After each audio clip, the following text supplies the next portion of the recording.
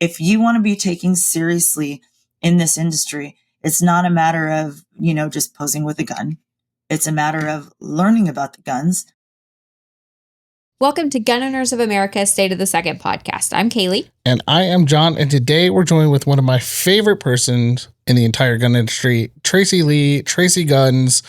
She's one of the coolest human beings. My favorite story about Tracy is she got an entire event to sing happy birthday to me. So, Tracy, thank you for joining us. Thank you for being on today. Oh, thanks for having me. I'm excited to be here. It's been a while since I did a podcast too. So let's go. Let's dive in. Let's do this thing. So our first segment we have is rapid fire questions. We were going to ask you 5 questions. You answer them as quickly or as slowly as you'd like. My first question for you is, let's see, where do you watch the most content? Do you watch it YouTube, TikTok, or Instagram? Instagram. I spend most of my time on Instagram and do the death scroll all the time. From the minute I wake up to the moment I go to bed. How do you take your coffee? Cream, sugar, or black? I don't drink coffee. I'm with Tracy on this. I don't drink coffee either. No coffee, no energy drinks. I drink water and I drink milk, maybe juice every once in a while. Tracy's with me. No energy drinks. Mm-hmm. Yeah, no and then she lost you because we just had a whole conversation about the fact you don't drink milk. I don't drink milk. I drink raw milk. I'm on that mission. Maha is my people. That's awesome. What is your current go-to EDC? P365. I have the original still. Not customized, although I do have some, different grips for it, but I usually run it completely stock. That's dope.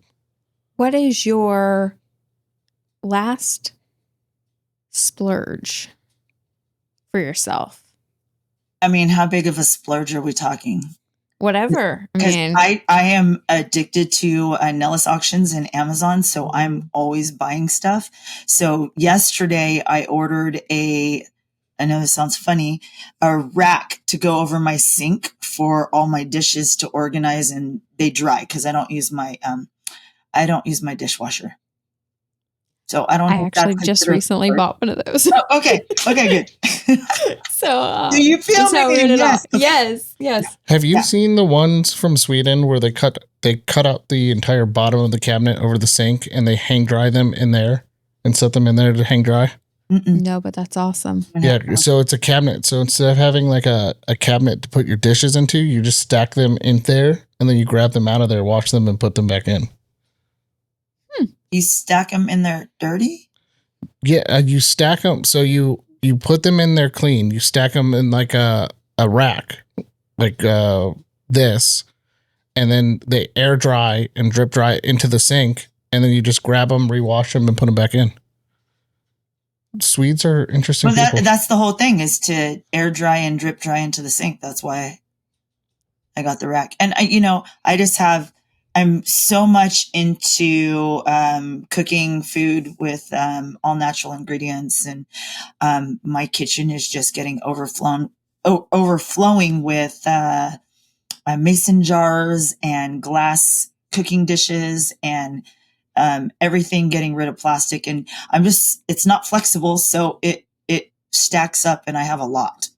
Steel pots and pans, steel cookie sheets, cast iron, everything. If I had land, I would definitely be your doomsday prepper for sure. Well, I don't know about the dooms prepping part, but I definitely tend to go into the clean eating. I try not to do the microplastics, like even down to the baby bottles for my newborn are glass. Oh, yes, that's awesome. Like I'm trying to cut back on the whole microplastic. Are you using formula? Nursing, yeah. Oh, that's awesome. That's definitely the way. She's a little NICU baby. She just got out, so she's real sweet. Oh, so I'll send you a picture later. Yeah, I want to see pictures. Yeah, absolutely. So, last question: since you are in the state of Nevada, are aliens real? Yes, absolutely. Have I seen them? No, haven't seen them. But we would be absolute fools to think that we are the only ones in this vast universe. So, yes. I am 100% with that. Mm-hmm. So that was rapid fire questions. Again, We digress. so used to doing just kept doing the ad reads here, but Tracy, now let's kind of talk about, because you have kind of an interesting backstory on how you got into the industry and everything. Can you dive into that and kind of tell people who you are, a little bit more about yourself and your backstory? Oh, well, I grew up in Sacramento, so I had a very liberal mother. I'm very mixed. I am Korean, Hungarian, and Russian. I was born in the Cayman Islands. I was born out of the country. So I've just got all this hodgepodge of craziness in my life of where I came from and so on and so forth. Grew up in Texas until I was 8, and then we moved to Sacramento. I decided to move to Vegas to expand a business, and that business was sending photographers to nightclubs. And I started that in Sacramento. I expanded it out to Las Vegas. I was spending 8 nights a week in nightclubs. So my thought process was I definitely need to get a firearm to protect myself. I'm in, parking lots at 3:00 in the morning and so on and so forth. But that actually took a while until I got to that point. I started traveling around the world with the UFC as a cage side photographer. And that was a blast. But the reason I started shooting was I built a relationship up with the gun store here in Las Vegas, and I would take the UFC fighters there. And it became a thing that every time there was a fight in town, we would do autograph signings with different UFC fighters. We would take them there. They would shoot. They would post on their social media. But at the time, it was only Twitter. It wasn't even Instagram. It was 2009. And I think Instagram really started, I'm sure it probably started as of 2009, but it really didn't start getting going. It wasn't available on iPhone on Android for the longest time. So I don't think Instagram really started going until 2012, maybe 11. And so everybody was on Twitter and Facebook. So everybody was posting. I got all the UFC fighters posting, and they were going to shoot guns. And it became a really cool thing at that point in time. And I say a really cool thing, like it wasn't as taboo for those fighters to be shooting. Then a few years later, it just got really, really bad for shooters to be posting about, fighters to be posting about guns and stuff. And I remember Misha Tate, who's a very good friend of mine, she was really into shooting guns, and it just blew up on her social media very negatively. So she had to stop. Anyways, fast forward, 2015, I had built up quite a following on Instagram and on Facebook and Twitter as well. And I got invited to my first firearms class. And this was also a CCW class. So it was kind of a cross between Gun 101 and CCW. So I took that class and I was addicted, like actual training. So I started taking more and more classes, which I got invited out to post on my social media. And I was posting so much gun content and, again, freaking people out on my main social media accounts. So I separated and created Tracy Guns. And here we are 10 years later. That was 2015. So we're just coming up on 10 years of actively being involved in firearms, shooting, training, and, whatever else. So it's been a very awesome, fun, bittersweet, all different kinds of things journey. And I'm just happy to be here. Now, on top of that, you've done, you were working with some crypto stuff for a little bit, if I remember correctly. And then also you got to be on a TV show recently. Yeah, recently I was on American Air Gunner Challenge, which was, I was having some health issues at the time. And so I was really tempted to back out of going on the show. And I didn't, thankfully, because it's definitely one of the cooler experiences I had. You always hear horror stories about going on reality shows, and this one was awesome. We had so much fun.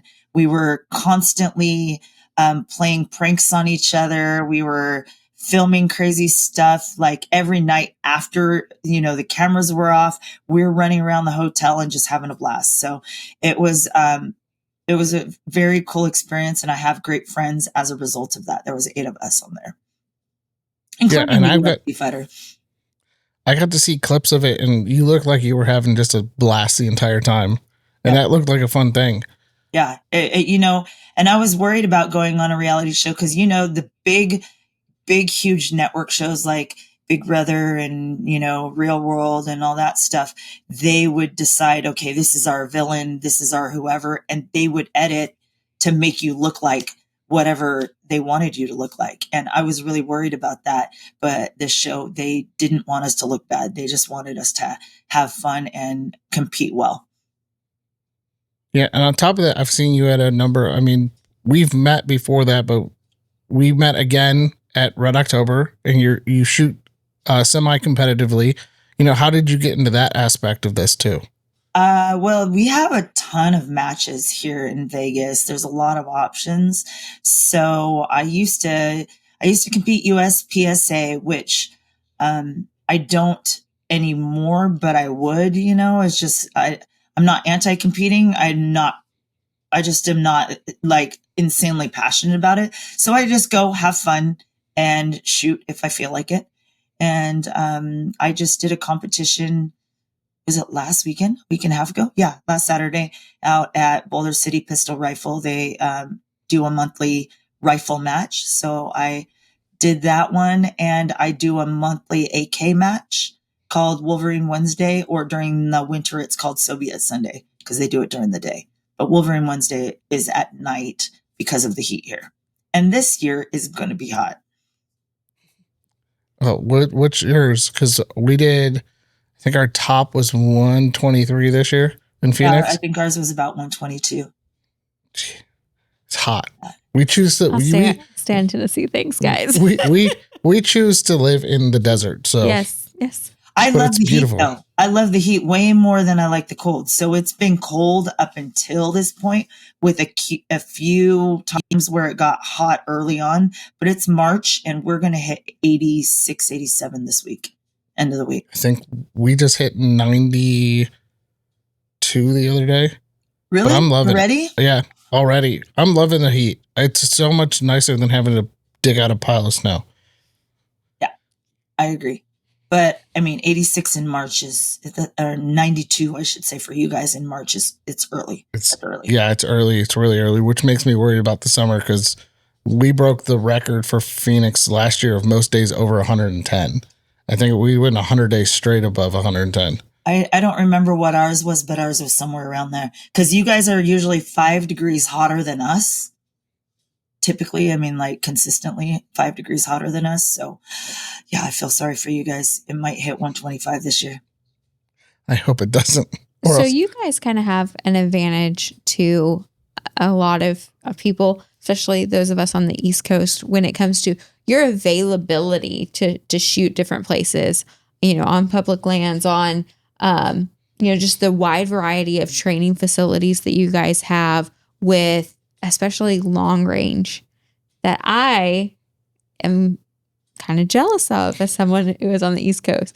So kind of walk us through what an average week looks like for you, or a month that looks like for you, as far as like the opportunities for you to go to competitions and connect with people in the 2A space. Well, there's competitions literally almost every weekend out here.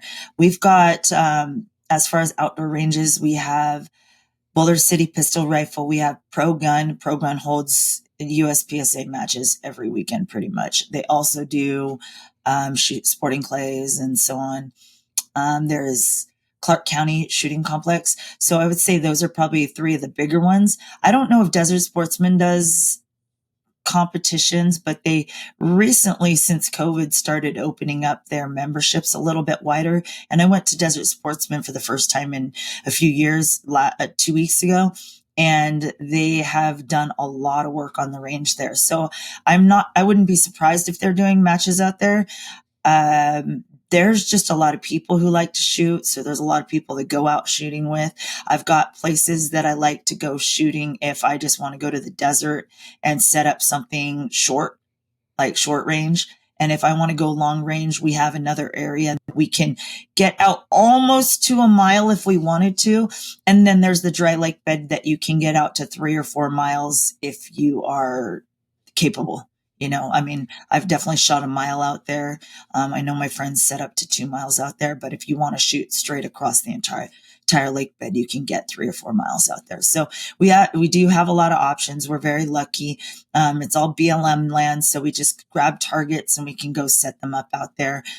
I have some places that I refuse to go because there's just jackasses out there that I don't feel safe around. But there's a good chance that you're going to go out there and run into people, which, the shooting community is not insanely big out here. It is busy, but I mean, everybody kind of knows who everybody is a little bit. Yeah, I love how you brought up BLM land, because as in Arizona, we have a ton of BLM land that we can go out and shoot. And I guess I'm going to make this public service announcement because this makes me angry every time. If you're using BLM land, don't trash it, because that's how we lose clean it. Up after yourself. Yeah. We went out, Kurt and I went out 2 weeks ago, and we had to move spots 4 times because it was just so trashed. And there's computers, and I shot up iPads, and just clean up after yourself. Like, it's not that hard. I mean, on one hand, and I'm not condoning, I agree 100% with you, but there are at least people that go out and pick up all the brass and pick up all, certain things. And then every year, because the Mint 400 does their race out here where everybody shoots, they do a cleanup day a couple days before the race, so it cleans up the area out there. But I've gone and done that cleanup before, and it's a disaster. Oh yeah. I mean, we have a group of people that come and pick up the brass. So normally I do leave my brass behind because they'll drive by and go, "Hey, can I take your brass?" And yeah, go for it. But they don't pick up the shotgun shells. There's, road signs and stuff. Just clean up after yourself. It's not cool, because if we could we've already lost. Kurt and I had this spot over down south of Phoenix that was super nice. We really loved it, and we lost it because of that. What do you mean you lost it? They took it away. They took away our ability to shoot on it. They turned it into trust land. Oh, okay. That's unfortunate. Yeah, there's a lot of places out more towards Creech Air Force Base and Indian Springs. I heard recently that they're not allowing people to shoot out there, and I'm not sure if that's the reason, but I never had gone out to where this specific spot is, but I've driven past it and seen it out there. But yeah, it's a mess in the desert, unfortunately. Tracy, what advice can you give to women trying to get into the shooting sports? Oh, wow. I can say, don't be scared and don't be intimidated by guys and men guys and men, but you know what I mean? Don't be intimidated by people out there that tell you that things need to be done a certain way. Definitely do your research. There's a lot of women available on Instagram now, on YouTube, that have a lot of good information. And whether you've shot before or you're starting brand new, I don't necessarily have a ton of brand new, shooter stuff out there, but the big thing is being knowledgeable and being safe. Getting out there and learning what safety means, learning the 4 rules of firearms safety, but diving in deeper, not just learning to recite them, but what do they actually mean? Like fingers straight and off the trigger, paying attention to your target and what's beyond it. Like your target might be 10 feet from you, but what's beyond it is like a mile behind it. You never know what's going to happen. And so being safe, that's very vital and important. And if you're a safe shooter, you will get invited out to go shoot with other people. If they think that you're not safe, obviously you're going to have limited resources in learning more and getting out there and, enjoying the sport. Now, I also don't believe, one of the biggest things that I teach is don't believe someone that tells you that your first gun needs to be tiny. I get it. I get that you want to have a tiny concealable gun, but if you've never shot before and you don't know what kind of gun you're going to like, a small gun is going to be one of the hardest things that you try to shoot. It has a lot more recoil than a bigger gun will. And I see that mistake happening a lot, to the point where the girl doesn't like the gun because she can't hold on to it, and therefore doesn't carry it and doesn't use it. So when I've RO'd for Annie Oakley events where New Frontier Armory has brought out a ton of guns for the women to shoot. And every single woman that I've worked with, I'm all like, okay, here is a bigger gun. Now try this smaller gun. And every time they like a Glock 19 or a P320 over, a smaller gun like my P365, a 43X, or a Hellcat. Not because those are bad guns, because they're not. They're great guns. It's just that they need to learn to shoot and learn what they like before they dive into something smaller. And they just need to be more proficient at it. So once they get used to shooting a bigger gun, in my eyes, they can then evolve into a smaller gun, but then they also have a lot more experience at that point. Yeah. And I've got a follow-up question on that. You look at the firearms industry, it's a very male dominated industry. What was it like breaking in as a female influencer? Also, and what advice can you give to either female influencers or females trying to get into the industry? I know Kaylee's here to add in on that as well. When I started, a lot of stuff on Instagram wasn't really videos. Not that it wasn't videos, but it was a lot more photos. So I'd do photos posing with a gun. And I definitely got a lot of flack for that. I wasn't posing with bikinis and guns. I was just out there shooting. So I'd take a picture with whatever gun we were shooting. So I definitely ran into a lot of people calling me Gun Bunny, but I think that they just looked at the pictures of me posing with guns and forgot to look at all the training that I was doing. If you want to be taken seriously in this industry, it's not a matter of, just posing with a gun. It's a matter of learning about the guns, learning how to clean the guns, learning how to manipulate the guns, learning how to be safe. I can't stress that enough, but also getting out there and doing training courses. I mean, this is not just important for getting into the industry. This is important for your family, your friends, just the people around you, for being a safe shooter, for understanding how to use your gun. Because at the end of the day, yes, we get into the shooting sports because we want to have fun and we want to enjoy it, but we also get into the shooting sports because we want to be safe and create a safe environment for our families and friends. So that would probably be one of my bigger suggestions, is get training. Kelly, you got anything to add to that? No, I mean, I think she's right on the money when it comes to the perception of what you're doing. And I would almost take it a step further and say, find good mentors. Oh, yeah. Especially as a female in the industry, because there at one point were so few of us, although that is drastically changing. Yes. Find somebody that is close to you, maybe geographically, or is in the same kind of space that you want to be in. And have a conversation. I mean, we don't generally, we're not a difficult group of people to find online. We've kind of made it our mission to be, pretty vocal about the fact that we believe in the Second Amendment. We enjoy the shooting sports. This isn't some fad. This is, our constitutionally protected rights, and we enjoy them.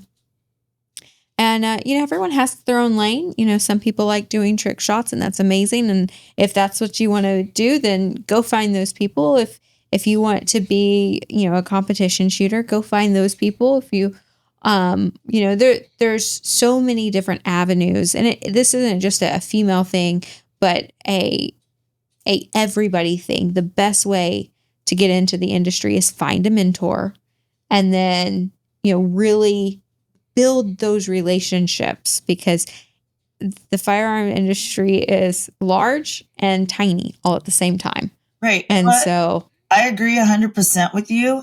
And I say, there are so many different types of shooting. You have to decide what kind of shooting you're into. Like me, I like all kinds of shooting. I like competition. I like long range. I like, combative, training with my pistol. I like all of it. So I do all of it. I can't say I do all of it. I've never done that shooting balloons from a horse, and I really would like to do that. I don't know what it's even called. Do you know Tell what me it's in called? on that.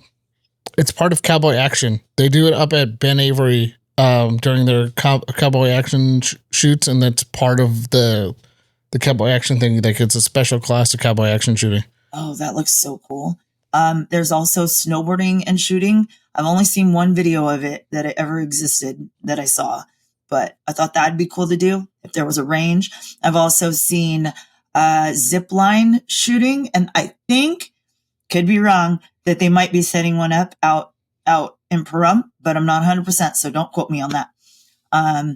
And I have not done what other kind of shoot. Oh, I haven't even done sporting clays. And I have the option at Pro Gun to go do sporting clays. So I'm gonna have to do that soon. If I could recommend anything, sporting clays is, I didn't think I was gonna like sporting clays. I shot sporting clays for the first time like 3-4 years ago, and I love it. It's addicting for some reason. Just It's like like long golf range, or miniature golf or whatever. Yeah. like the long range shooting, I thought was the most addicting shooting I could do, because that gets really addicting really quick. But sporting clays somehow got addicting really quick. Yeah, I just think it's, and what you think you're going to like might not be the thing you fall in love with, like you said.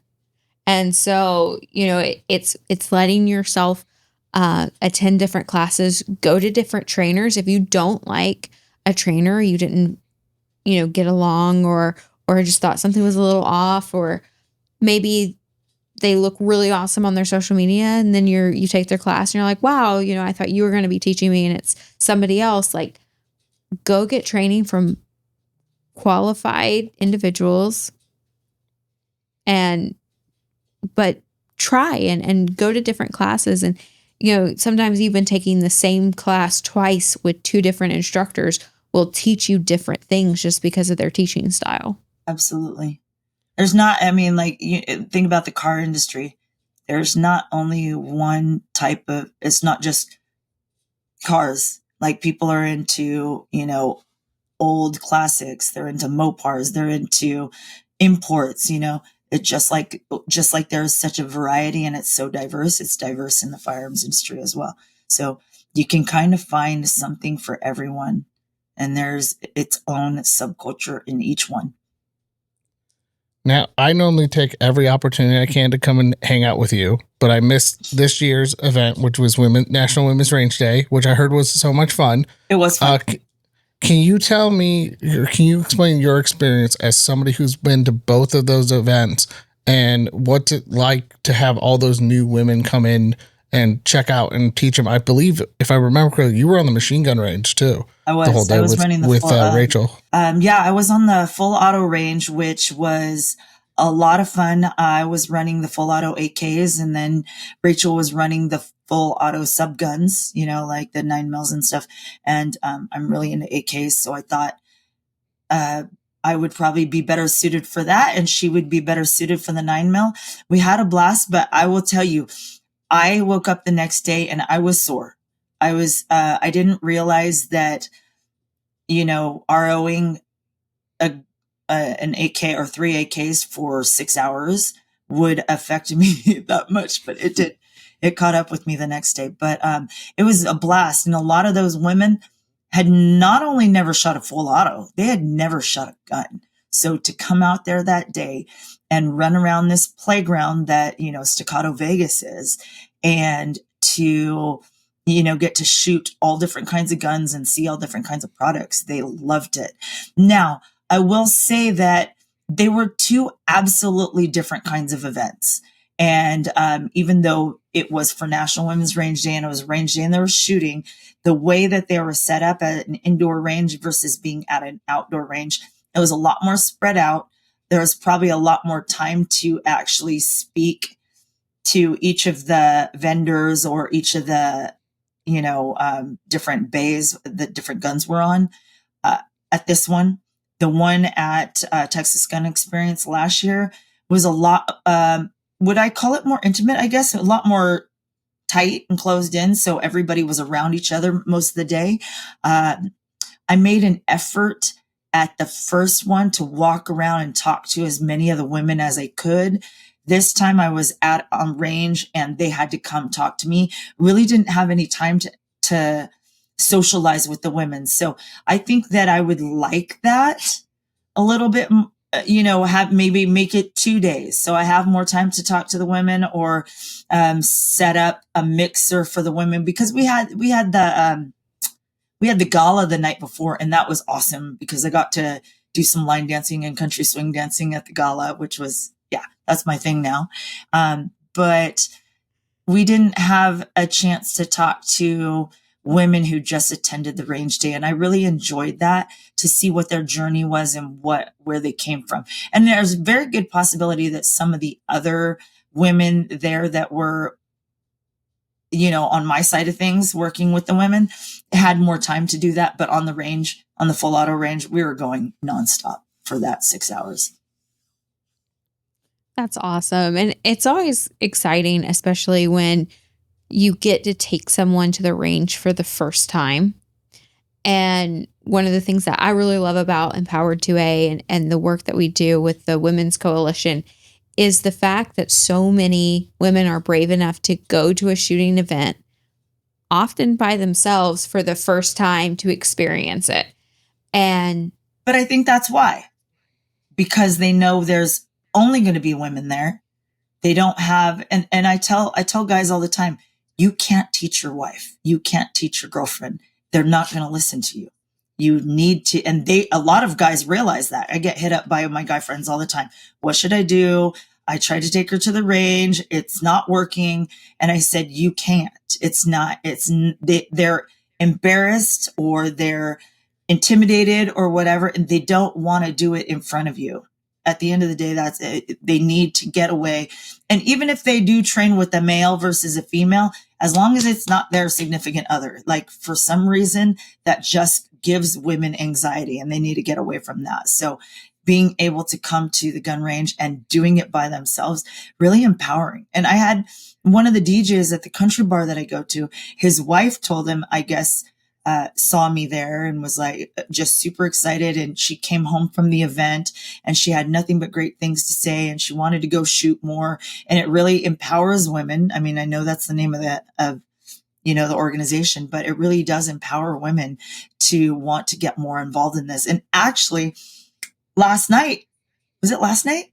Night before last. So Saturday night, I was at the country bar as well. This guy comes up to me and he goes, "Were you at the range day?" And I go, "Yeah." He said, "I saw you on my wife's video, her first time shooting. She came home from that and now she's all about it. She's super excited." So having the option to have that range day, and I know that Empowered 2A also does range days that aren't national level. They're more localized, I think is huge. It is great for the women. Yeah, we're super excited to bring National Women's Range Day back out to Vegas for next year. We're doing it here again? We're doing it here again. Party. Yay. Hopefully this time I can come out and hang out with you. Yes. I didn't get a chance. I was kind of sad, but you got to hang out with Alex, who showed up. So yeah, we did a dinner the night before, Thursday night, I think. That was fun. I hung out with both Alexes. Yeah, both Alexes were there. Mm-hmm. You were also at Goals this year, or last year, which was really cool to have you out there. What was your feeling about Goals, and are you excited for this year? Super excited for this year. I can't wait. I think that Goals has already outgrown Knoxville, and so I'm curious to see where it is the following year. I'm definitely looking forward to going this year, but it was a really good vibe. And I can see that it's going to get big and grow. The positivity, and everybody had great energy and was excited to be there from the companies. And I know probably a lot more companies, after hearing about it, have signed on to be there this year, and probably even ahead of time for next year.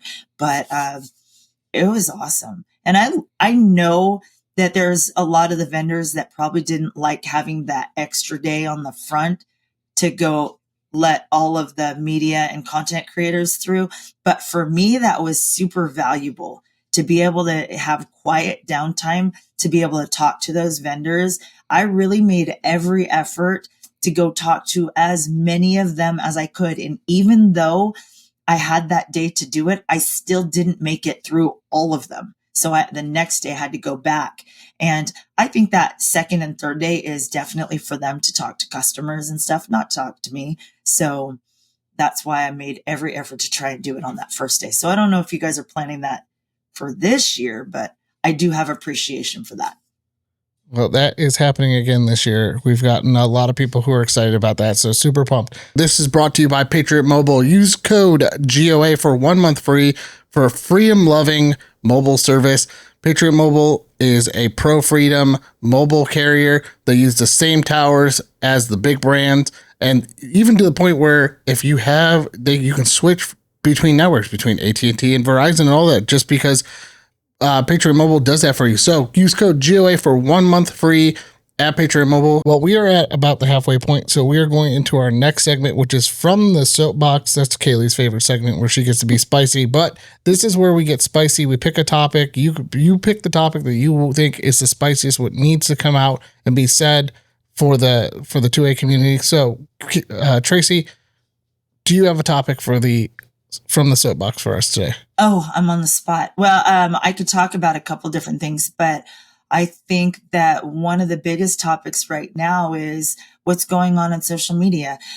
Mark Zuckerberg came out a few months back and he said, through the previous administration, that he was pigeonholed and cornered into giving up a lot of access to the government and doing a lot of things that would be considered questionable, like censoring election information, censoring COVID information, censoring 2A.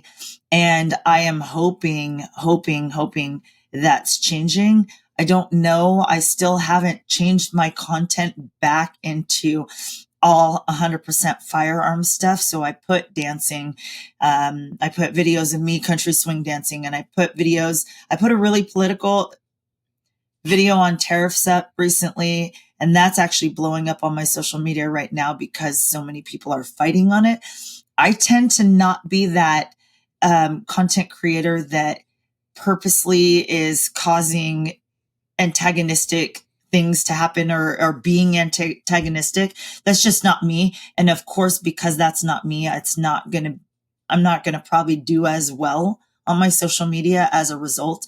But, I did put that up because of everything that's going on with, Trump coming into office right now. So there's so much violence going on, which is crazy because if you look at it from our side of things, when conservatives, lose an election and have to, or do anything, when conservatives do anything, we handle things in a way calmer manner. Right now, people are, mad at Elon Musk. So they're blowing up Tesla dealerships and they're attacking people that own Teslas and putting out websites that dox Tesla users. That's not what we do.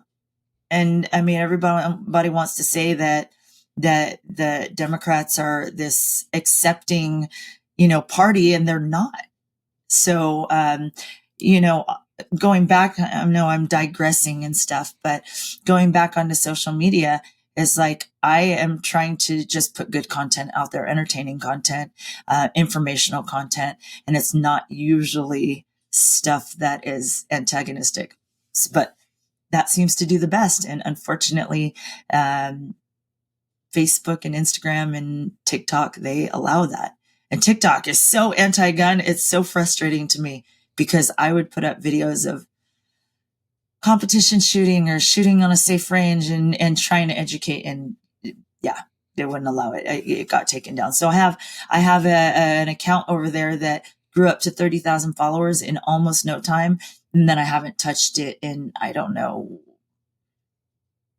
4 years. I mean, every once in a while, like I do have other TikTok accounts too, but yeah, social media is I think, hot topic. And it's very frustrating that 2A and politics get censored so much. So I'm also on another platform called Clapper that is very conservative friendly. So you might check it out. I have about 35,000 followers on that account.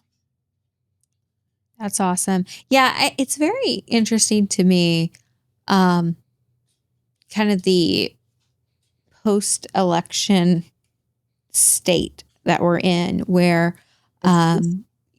you've got all of these different social media platforms, and basically everybody that I talk to kind of feels the same way, where for so long it's like we had to play their game and, censor, kind of self-censor, or use things to, make sure that it didn't explicitly say gun or whatever in it. And the problem with that is politics is downstream of culture. Sorry. No, you're good.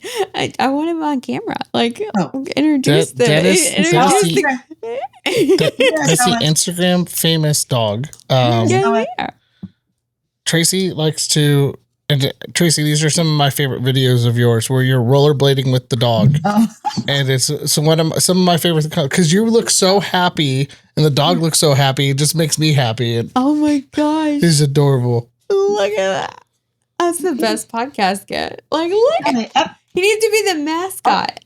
So she's not allowed on couches usually. So you're on the couch. She's not doing it. No, nope. I'm not getting in trouble. That is a one well-trained dog. That's awesome. Here she goes. Oh my gosh. Come here. She doesn't even know what to do. Hey, face this way. Face this way. Look at that. Oh my gosh. Say hi to everybody. Say hi.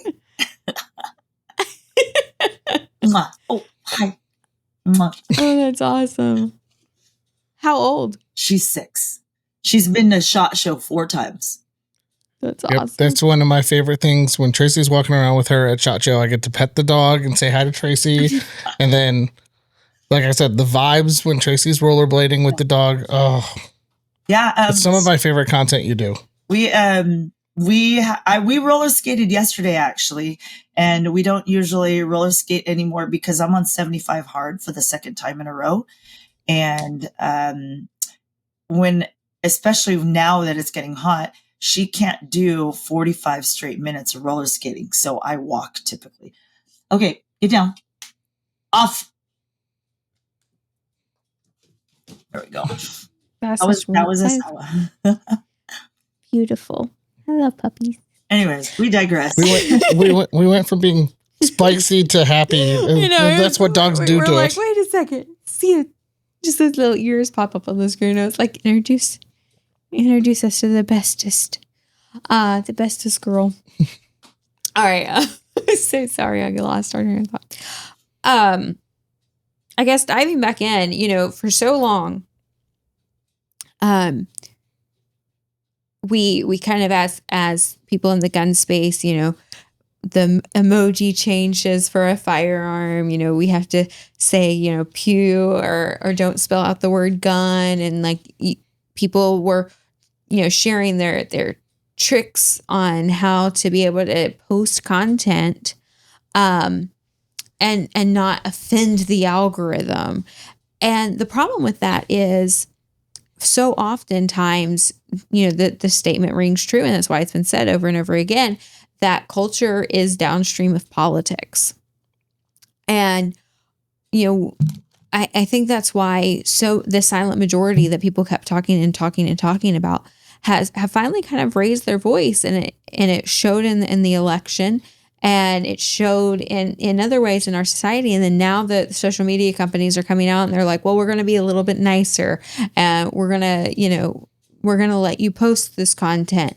And it's because we were letting the anti-gunners, we were letting the people who weren't following the Constitution, who don't believe that we have a Second Amendment right, who believe that our rights are government granted instead of constitutionally protected. We let them in the driver's seat, and we didn't say anything. And we weren't trying to change the culture in many ways. And so it's really interesting now that there's like this cultural shift towards really starting during COVID, where people were worried about protecting themselves, where content about the firearms and looking for educational content started increasing in a way that we hadn't seen before. And it's made people take notice.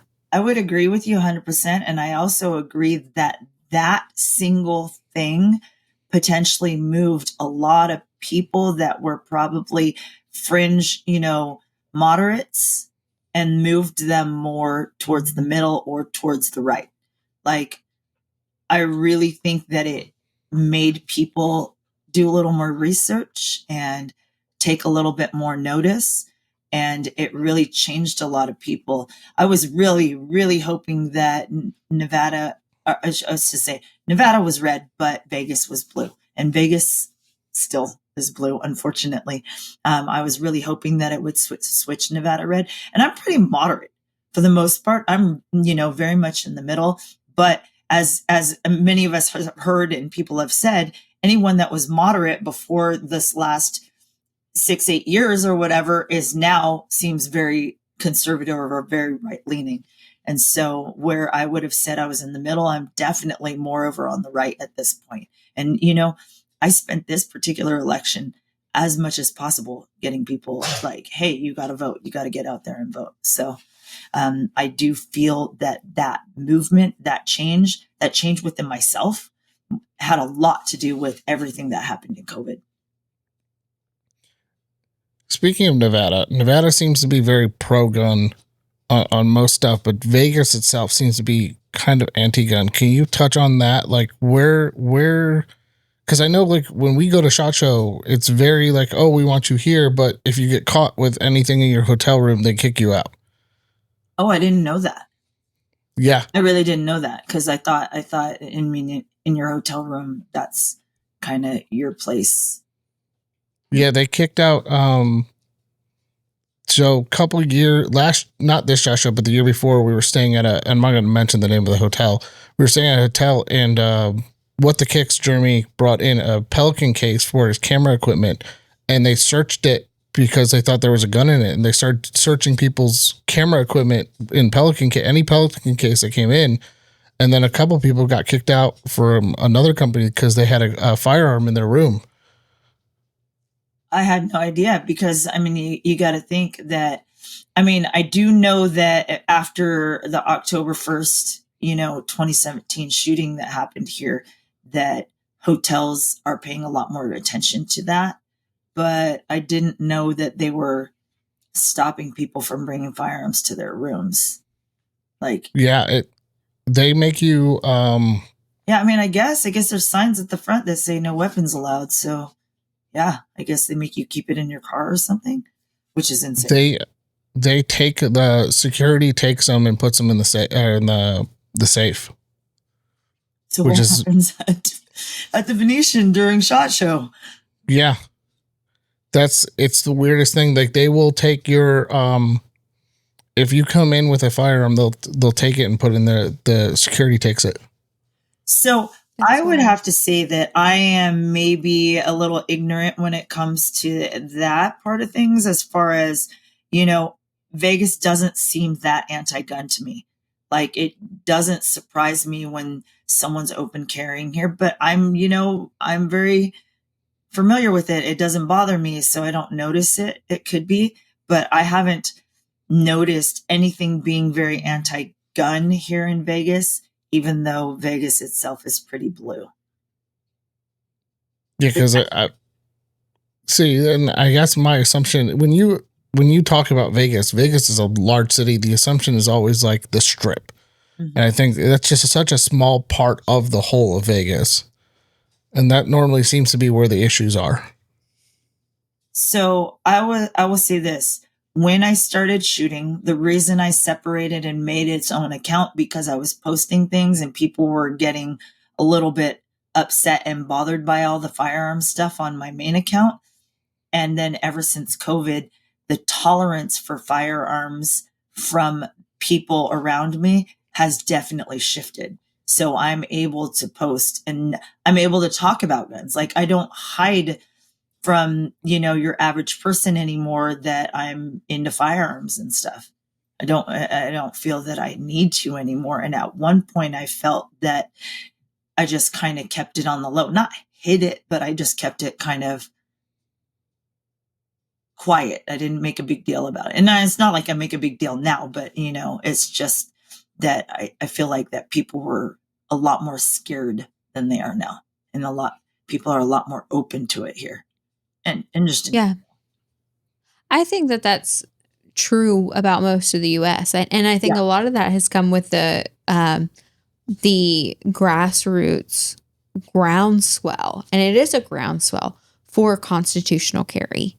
And the groundswell of people that want to protect themselves and see that it is up to them for their own protection and being your own first responder.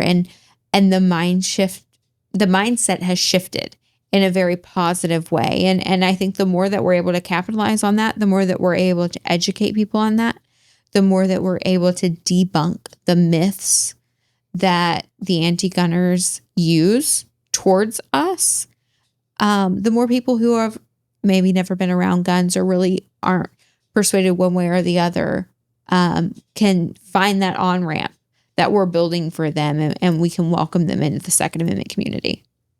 We keep using COVID. We keep saying COVID, but I don't mean COVID. It was George Floyd. It was the whole George Floyd conflict that really pushed and changed the entire firearms space, I think, in 2020, 2021. I mean, we keep calling it COVID, and I mean, we're lumping it together, but at the end of the day, it was all the conflicts as a result of George Floyd.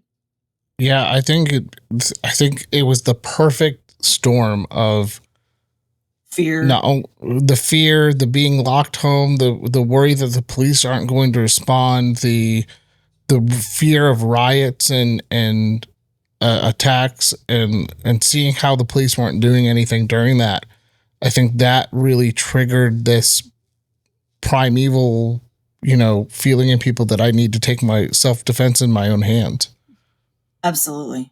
And they realized, and I actually had a friend who, prior to that, we had gotten into some online arguments a couple years prior to that. And then she didn't ever apologize, but she came back around and she's all, now I understand. Now I know what you're talking about. Now I know why.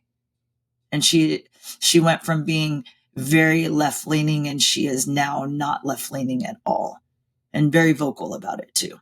So it's been really cool to see some of the changes throughout, and a lot of people run from one side to the other. Yeah, and I've seen also, you mentioned how you would not hide, but pull away from.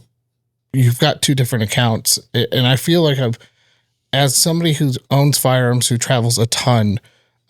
Normally when I travel, I gray man it out. So it's a Buc-ee's hoodie, because everybody loves Buc-ee's.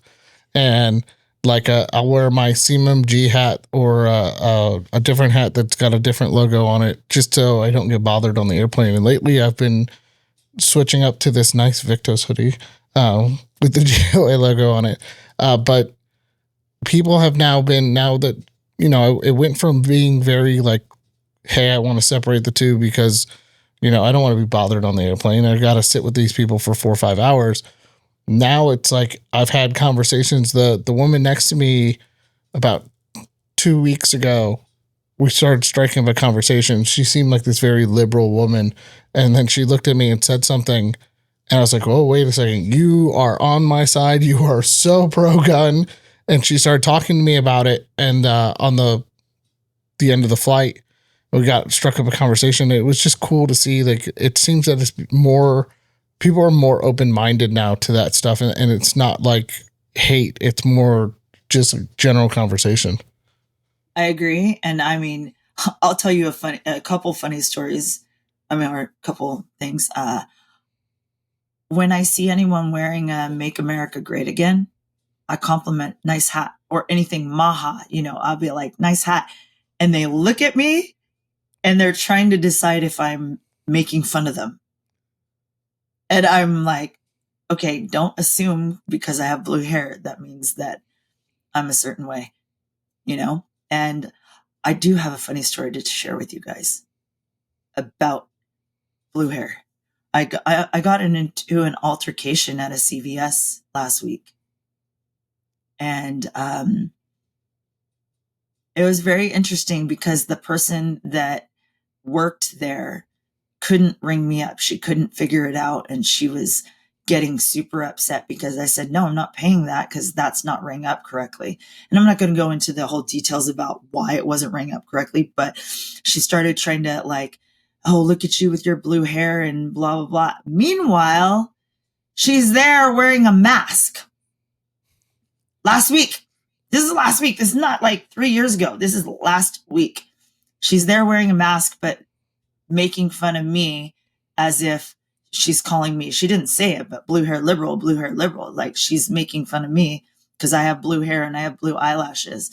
And yeah, she ends up calling the cops. I'm calling the cops. Calls the cops. She also threatens me we need to go outside and have a conversation. This is the employee. And so that's when I hit record as soon as she's all like, let's go outside. And I go, what did you say?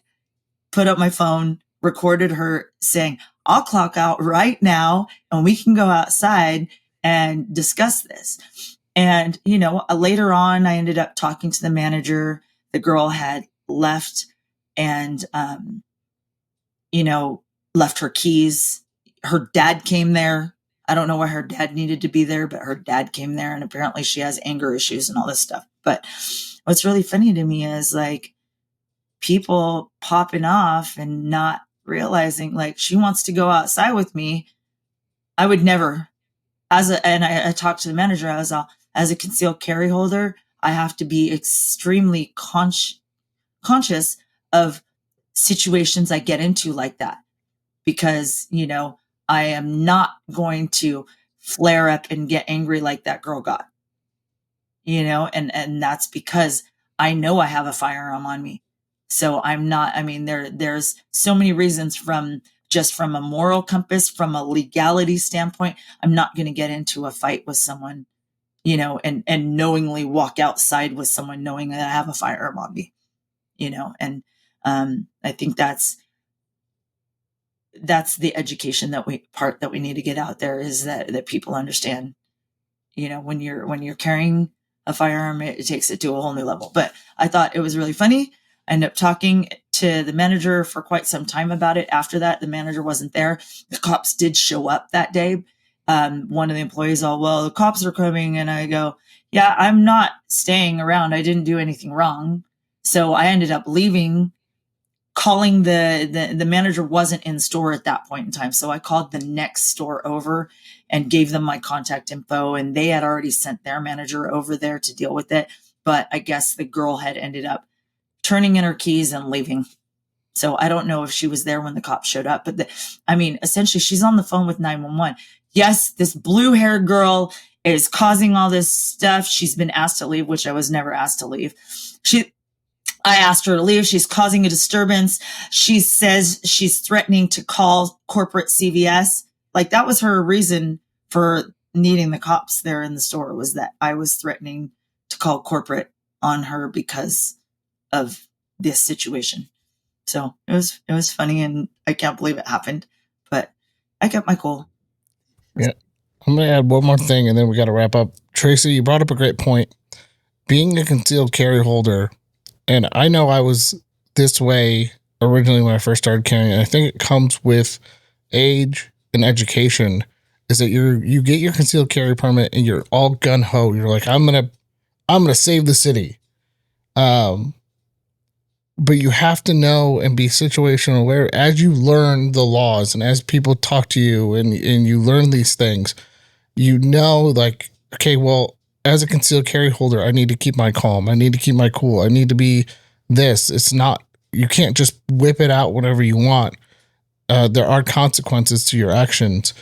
And I think that's something that really needs to be nailed into younger generations as we start getting them into the concealed carry and bringing them into the fold. This education, this, hey, you're taking this responsibility to keep and bear arms and this responsibility to be a concealed carry holder and protect, but there's a time and a place for everything. So that's my 2 cents. I mean, and as a concealed carry holder, keeping that level head and keeping your awareness and so on and so forth. I mean, I said to the manager, and here's the funny thing, I explained the blue hair and I explained the guns. She was a pink haired manager. I didn't see her in person. She's all, yeah. She said that to you? I can't believe that. I have pink hair. And I was all, oh, and then I said, yeah, as a concealed carry holder, I have to keep my cool and blah, blah, blah. And I'm not telling you that to make that like any threats. That wasn't the intention. I'm just saying that I have to keep my cool. And she goes, I'm a concealed carry holder as well. I was all right. My colored haired 2A advocates. And that's awesome. I did a video earlier in November, I think, that said blue haired non-liberals for Trump.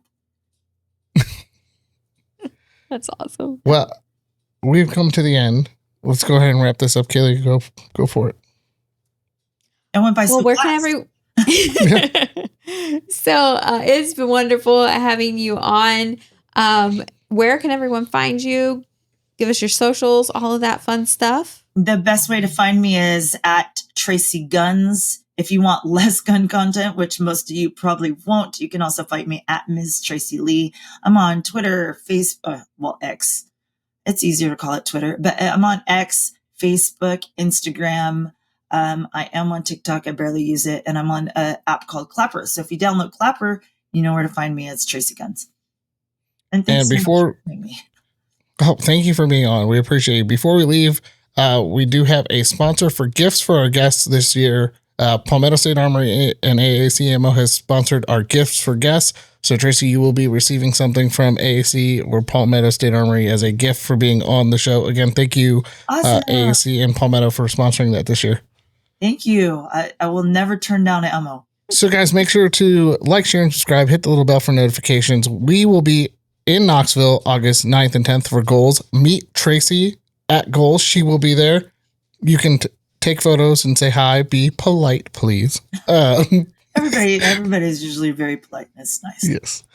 But yes, join us in Knoxville, Tennessee again, August 9th and 10th for Goals. Go to gunners.org/goals to get your tickets today free to every GOA member. And we will see you guys on the next episode.